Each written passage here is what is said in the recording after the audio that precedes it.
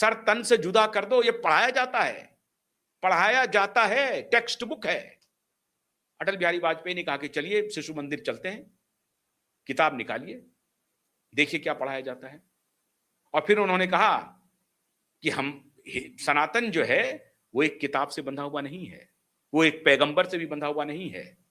यहां तो किताब मानने वाले को भी सनातनी है, जो नहीं मानता वो भी सनातनी है। तो मुंह पर पट्टी बंध गई। तो ये जो यकरंगी वाले हैं अभी पूरी तरह से एक्सपोज हो गए हैं। मित्रों, अभी एक मूवी आ रही है परेश रावल की, उसे जरूर देखिए आप, ताजमहल के ऊपर है। सारा नैरेटिव, सारा इतिहास जो आज तक गलत पढ़ाया गया, एक एक करके उनके पन्ने खोल रहे हैं, एक एक करके सबूतों के साथ, साक्ष्यों के साथ। इनको मुंह छुपाने की जगह नहीं मिलेगी। जो यूनिफॉर्म सिविल कोड का विरोध कर रहे हैं, इनको मुंह छुपाने की जगह नहीं मिलेगी। अब ये यूनिफॉर्म सिविल कोड किसका लाया हुआ था? कौन कह रहा था इसे लाया जाना चाहिए? बाबा साहब भीमराव अंबेडकर का प्रियतम विषय में से एक था, प्रियतम, सबसे प्रिय सब्जेक्ट था ये यूनिफॉर्म सिविल कोड। लेकिन उस वक्त कट्टरपंथियों ने लागू नहीं होने दिया इसे। हिंदू कोड बिल लागू हो गया, लेकिन यूनिफॉर्म सिविल कोड में यह नहीं आया। हिंदू कोड बिल को लागू करा दिया गया, हालांकि उस पर ही विरोध हुआ था, लेकिन यह नहीं आया। तो बाबा साहब भीमराव अंबेडकर का जो सबसे प्रियतम सब्जेक्ट था वो था यूनिफॉर्म सिविल कोड। आज यूनिफॉर्म सिविल कोड की चर्चा किसने सबसे पहले की? बाबा साहब भीमराव अंबेडकर ने की।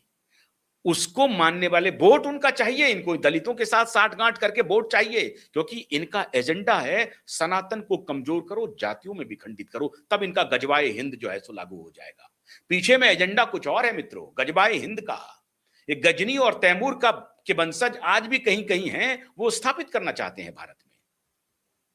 तो इसलिए ये दलित को सनातन से तोड़ करके अपने साथ मिलाना चाहते हैं। जबकि सच्चाई यह है कि बहुत सारे दलितों को बंदूक के नोक पे डरा करके, धमका करके कन्वर्जन भी कराया, क्रिश्चियन ने भी कराया और इस्लाम ने भी करवाया। खैर उस पर नहीं जाते हैं कन्वर्जन पे, कन्वर्जन तो अब इनके बाप की औकात नहीं है, कन्वर्जन अब हो नहीं रहा है, ये ध्यान रख लीजिए आप। कन्वर्जन होना अब टेढ़ी खीर हो गई भारत में, कम से कम मोदी और योगी के राज में और अमित शाह के राज में। भूल जाइए कन्वर्जन। लेकिन ये जो यूनिफॉर्म सिविल कोड आया है, ये चर्चा तो बाबा साहब भीमराव अंबेडकर लेकर के आए थे।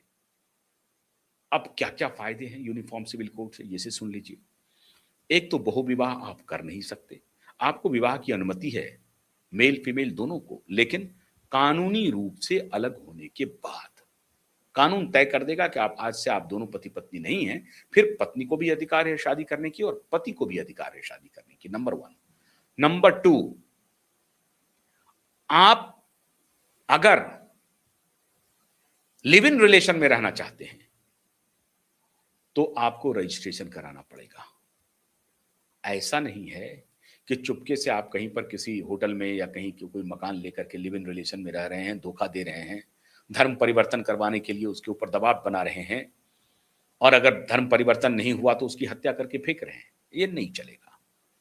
If you are living in a relationship somewhere, then you have to register yourself. That is mandatory now. अब आप समझ रहे हैं? तो ये जो अपसंस्कृति धीरे धीरे समाज में बढ़ती जा रही थी कि नहीं कोई बात नहीं, हम शादीशुदा नहीं हैं, हम लिव इन रिलेशन में रह रहे हैं, हम बहुत मॉडर्न हो गए हैं, हमें शादी इंस्टीट्यूट, मैरिज इंस्टीट्यूशन में हमारा बिलीव नहीं है। बहुत अच्छी बात है, कोई बिलीव नहीं है। आपको कानून कहता है आप रखिए, आप रहिए। आप अगर प्रौढ़ हैं तो आप रहिए, एडल्ट हैं तो रहिए आप, कोई रोक नहीं है, लेकिन रजिस्ट्रेशन कराना पड़ेगा। प्रौढ़ हैं तो ये नहीं चलेगा, आज लिव इन रिलेशनशिप किसी के साथ, फिर किसी और के साथ, फिर किसी और के साथ, ये काम धंधा बंद। आप समझ रहे हैं? इसलिए कानून बहुत मजबूत होना चाहिए। Law of land must be very stringent, तभी हनक होगी, तभी समाज में कुरीतियां नहीं पनपेगी। जब रूल ऑफ लॉ ही नहीं है तो क्या होगा? कुछ नहीं होगा। अब आप कहेंगे कि रूल ऑफ लॉ में तो डॉरी भी आता है, डॉरी चल रहा है, लेकिन अब उस पर अंकुश लगाए जा रहे हैं, धीरे धीरे कम हो रहे हैं, बढ़ रहे हैं। तो खतरे अगर होते हैं, डॉरी के कुछ मामले आते हैं, उस पर सजा भी हो रही है और बड़ी तेज सजा हो रही है। ये कानून बना है, इसीलिए सजा भी हो पा रहा है। डॉरी डेथ में या डॉरी केस में सजा है, बहुत बहुत जबरदस्त, 7-7 साल 8-8 साल की सजा है, तो मामूली सजा नहीं है। इसलिए कानून का मजबूत होना बहुत जरूरी है। तो लिव इन रिलेशन में भी जो रहने वाले सज्जन हैं, महिला पुरुष हैं, वो रह सकते हैं, अनुमति देता है यूनिफॉर्म सिविल कोड, लेकिन आपको साथ ही साथ कहता है कि आप इसका पंजीकरण करवा लीजिए। मतलब लोकल एडमिनिस्ट्रेशन को आप इन्फॉर्म कीजिए कि you such and such living together, कोई बात नहीं। और जब आपका विच्छेद होगा तो इसकी भी जानकारी आपको देनी पड़ेगी कि भाई अब हम लोग लिव इन रिलेशन में रहते थे, हमारा आपस में टकराहट हो गई है, हम दोनों अब अलग हो रहे हैं। इसकी भी जानकारी आपको देनी पड़ेगी अथॉरिटी को, कंपिटेंट अथॉरिटी को। ऐसा नहीं कि आप लिए बिना बताए चल पड़े। अगर बिना बताए चल पड़े तो कानून आपके गर्दन को पकड़ लेगी। ये खेल है। तो अभी तक जो चल रहा था तलाक तलाक तलाक तलाक तलाक, और फिर दूसरे के साथ शादी विवाह, फिर तलाक, फिर दूसरे, फिर तलाक, फिर तीसरे, ये जो खेल चल रहा था, शाहजहां, औरंगजेब, बाबर, इनके जो वारिस है ना, इनका जो खेल चल रहा था, महिला को वस्तु बनाने का जो खेल चल रहा था, प्रोडक्ट के तरीके से इस्तेमाल करो और फेंक दो, ये धंधा बंद हो गया। इसलिए मुस्लिम बहनें अभी राखी लेकर के कतार लग जाएगी भाई शुभेंदु को बांधने के लिए। तो भाई शुभेंदु का जब ये निर्णय आया है तो मुस्लिम बहनें अंदर अंदर खुश हैं और मौलवी छाती पीट रहे हैं। यहां खान मार्केट गैंग छाती पीट रहा है, डेमोक्रेसी पर हमला हो रहा है। देखिए इनका कहानी, इनकी कहानी देखिए। अभी तो ताजमहल के सारे रिकॉर्ड्स आ रहे हैं सामने, अभी और ये छाती पीटेंगे और कह रहा है कि हिस्ट्री रीराइट नहीं होगा, है गलत हिस्ट्री तुमने पढ़ा दी, अब सही हिस्ट्री पढ़ाई जाएगी। कहानी ये है।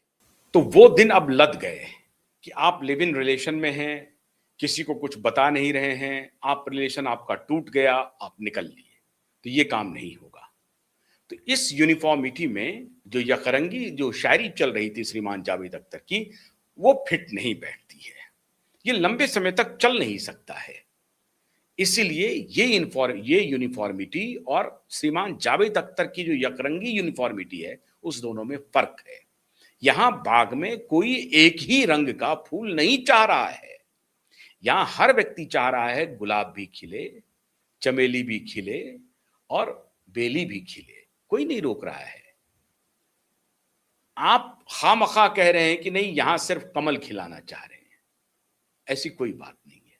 कमल को जहां खिलना है वहां खिल रहा है, और गुलाब को जहां खिलना है, बेली को जहां खिलना है, वो खिल रहा है। तो इसे आप शायरी का मुअम्मा देकर के यकरंगी करने की कोशिश न करें।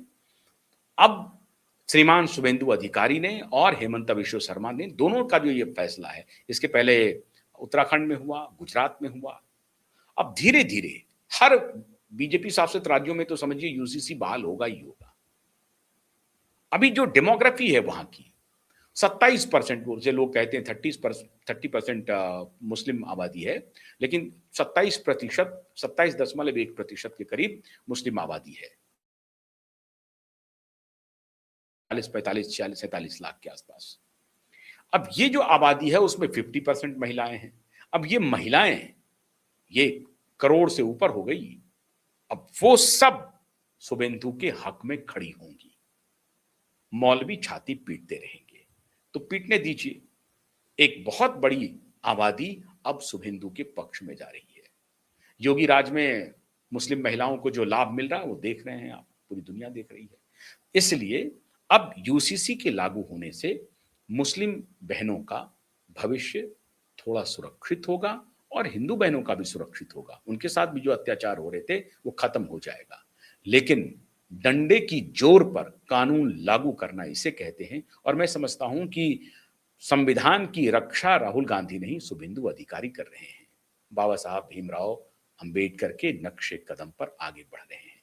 तो बधाई दीजिए शुभेंदु अधिकारी को, फैसला बड़ा है, छाती पीटने वाले पीटते रहेंगे। बहुत बहुत शुक्रिया, नमस्कार।